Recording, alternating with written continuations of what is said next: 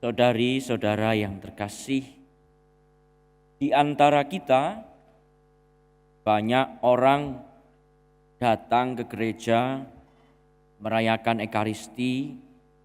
Ada yang datang ke gereja untuk berdoa di Gua Maria, ada pula yang berdoa adorasi pada sakramen Maha Kudus di kapel adorasi. Pernahkah Anda merasa atau menyadari, kok aku tidak berubah lebih baik? Kok doa-doaku tidak dikabulkan oleh Tuhan? Kok aku merasa masih selalu jatuh dalam dosa yang sama? Atau singkatnya bertanya, mengapa hidup rohaniku, segala macam hidup rohani tidak mengubah, tidak berdampak seperti yang aku harapkan? Saudari-saudara terkasih, faktanya tidak semua orang yang dekat dengan Tuhan itu mengalami peningkatan kualitas hidup. Tidak semua orang yang dekat dengan Tuhan itu terkabul doanya atau mendapat mukjizat. Pertanyaannya, mengapa?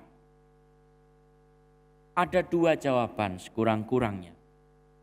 Yang pertama, kita bisa mengutip surat Yakobus bab 4 ayat 2b sampai 3. Dikatakan di sana, kamu tidak memperoleh apa-apa karena kamu tidak berdoa, atau kamu berdoa juga tetapi kamu tidak menerima apa-apa karena kamu salah berdoa.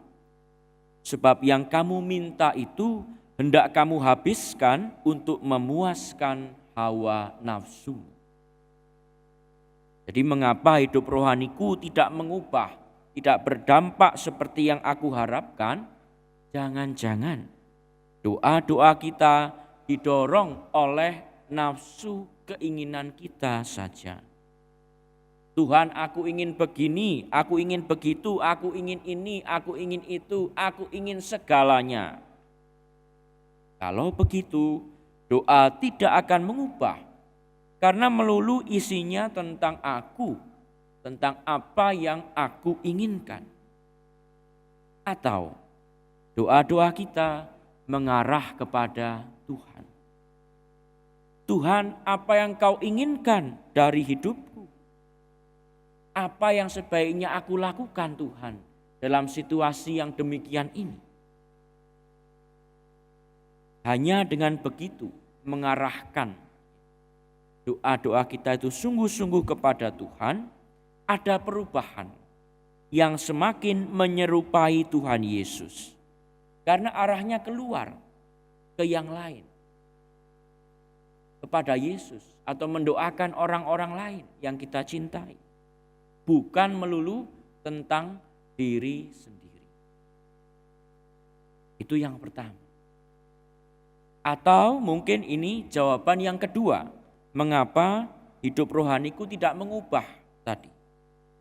Yang kedua ini sesuai dengan bacaan Injil, bacaan-bacaan yang kita dengarkan tadi.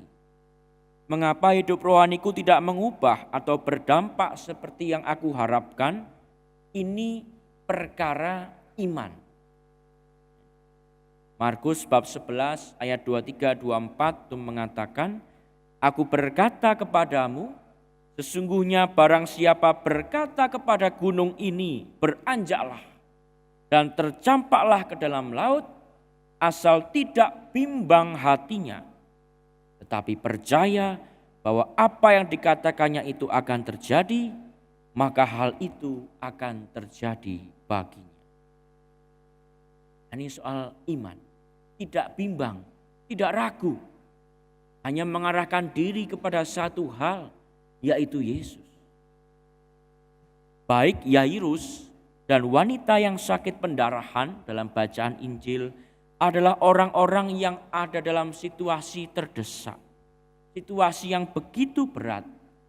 Tidak ada kekuatan manusia manapun yang bisa membantu mereka. Yairus anaknya sakit dan hampir mati. Bahkan ketika Yesus dalam perjalanan untuk ke rumahnya Yairus, anak itu mati. Dan wanita yang sakit pendarahan itu sudah berobat ke berbagai macam tabib, malah tambah parah. Uangnya habis. Mereka lalu mengarahkan diri hanya kepada Yesus, hanya pada Yesus, tidak kepada yang lain. Memang ada perbedaan antara Yairus dan wanita sakit pendarahan ini. Yairus adalah orang terpandang. Ia kepala rumah ibadat. Ketika mendengar Yesus, ia mengungkapkan imannya secara terbuka.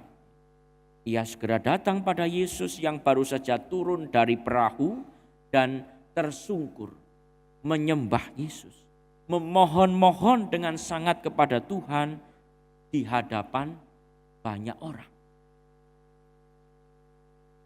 Dan Yairus mohon untuk anaknya.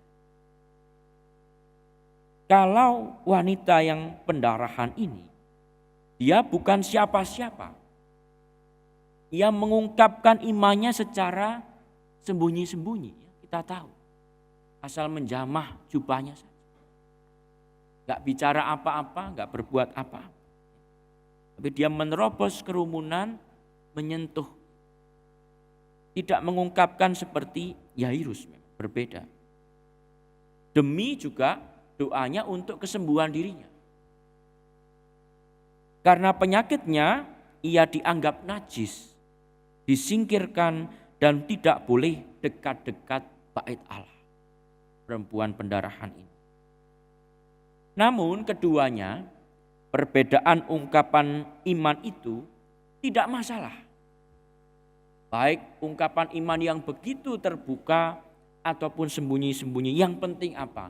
Hatinya, hati kita, diri kita itu percaya dan tidak bergeming sedikit pun pada Tuhan. Jadi bukan soal ungkapannya bagaimana, tetapi hatinya mengarah kepada Tuhan. Berfokus hanya kepada Tuhan. Tidak peduli omongan jelek orang lain. Tawaran dukun ini, jimat itu ya. Tetap fokus saja pada Tuhan. Setia pada Tuhan. Maka pesan Injil minggu ini bagi kita. Bahwa kita tidak boleh menjadi orang yang hanya puas berada dekat Yesus. Di sekitar Yesus saja. Di sekeliling Yesus saja. Melainkan masuk menjadi pribadi seperti Yesus. Itu berbeda. Ibarat seorang anak yang belajar berenang sama orang tuanya.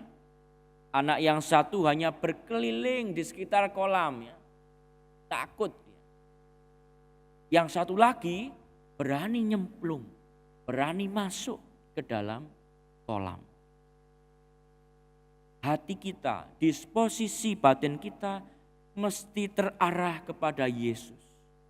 Dengan penuh iman dan harapan akan kasih Tuhan. Hanya dengan begitu kita menjawab pertanyaan di atas, hidup rohaniku itu mengubah. Hidup rohaniku itu berdampak. Yesus mengubah hidup kita pasti lebih baik. Itu keinginan Allah. Seburuk apapun situasi kita, karena Yesus sendiri ingin kita selamat. Asal kita mau percaya kepadanya. Caranya bagaimana? Konkretnya bagaimana? Dengan menaruh kepercayaan pada Tuhan. Diriku, egoku, kehendakku itu harus semakin kecil. Dan Yesus itu, kehendak Yesus harus semakin besar dalam diriku. Sama seperti hidup rumah tangga misalnya. Yang satu harus meninggalkan egonya untuk berkorban bagi yang lain. Demikian pula sebaliknya. Dengan demikian, orang yang kita cintai itu hidup dan semakin besar dalam hati kita. Bukan egonya yang semakin besar, tapi Tuhan Yesus yang semakin besar dalam hidup kita. Maka kalau kita ingin Yesus itu semakin besar dalam diri kita dan ego kita yang makin kecil, cara satu-satunya adalah latihan berkorban. Latihan berkorban. Dalam keluarga misalnya, ini contoh. Kalau tidak setuju dengan suami atau istri kita, nyatakanlah dengan baik. Menyampaikan sesuatu dengan baik, dengan halus, dengan sopan, penuh hormat, itu bisa jadi latihan untuk mengurangi ego kita bagi orang yang kita cintai. Maka ibu-ibu ini yang ulang tahun perkawinan ya, kalau nanti minta uang belanja ke suami jangan kasar. Pi, minta uang belanja pi, uangnya habis. Jangan. Cukup bangun pagi-pagi ibu-ibu, lalu dandan yang cantik. Pura-pura mau pergi. Pasti suami Anda tanya, bingung. Loh Mi, pagi-pagi sudah dandan mau kemana? Lalu jawab saja, mau ke dokter mata pi. Loh emangnya sakit mata? Iya nih pi, nggak tahu. Tadi pagi buka dompet mami nggak lihat apa-apa. Jawabnya halus. Nah kembali lagi.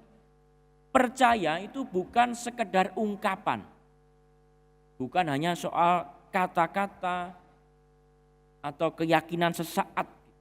Ungkapan adalah salah satu saja. Jadi percaya itu seluruh diri kita. Iman itu beriman, seluruh diri kita mengarahkan diri kepada Yesus. Ada believing, mengungkapkan kebenaran, aku percaya, ya. Ada trusting, berserah yakin bahwa Allah itu mampu mengobati, bahwa Allah itu mampu melakukan yang baik dalam hidup. Dan yang terakhir, doing. Kita melakukan, mewujudkan apa yang kita percayai. Jadi dengan kata lain, beriman itu seluruh diri kita. Believing, trusting, doing. Itu semua pikiran kita, hati kita mengarah kepada Tuhan. Allah dalam bacaan kedua ditunjukkan oleh Paulus sebagai Allah yang solider. Karena tidak omong doang, tapi sungguh-sungguh berbuat sesuatu, solider. Ia kaya namun memilih menjadi miskin supaya karena kemiskinannya kita menjadi kaya. Ini yang dilakukan Allah. Allah datang ke dunia, dekat dengan kita, mewartakan keselamatan, bahkan melalui dirinya, Yesus Kristus itu menyelamatkan kita. Semoga kita tidak hanya dekat atau ada di sekeliling Yesus saja, namun hati kita terarah kepada Yesus. Kita mau masuk lebih dalam ikut Yesus. Dengan cara tadi, latihan berkorban. Latihan berkorban bagi Yesus dan bagi sesama, terutama yang kita cintai. Dan itu sesuai seperti teladan Yesus yang mengorbankan dirinya bagi kita. Amin.